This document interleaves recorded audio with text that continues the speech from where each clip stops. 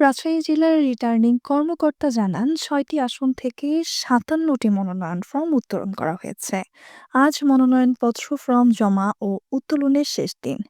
৬টি আসনের মধ্যে রাজশাহী ১ আসন থেকে ৮ জন, রাজশাহী ২ আসনে ৯ জন, রাজশাহী ৩ আসনে ৮ জন, রাজশাহী ৪ আসন থেকে ৯ জন, রাজশাহী ৫ আসন থেকে ১৫ জন এবং রাজশাহী ৬ আসন থেকে ৮ জন মনোনয়ন ফর্ম সংগ্রহ করেছেন।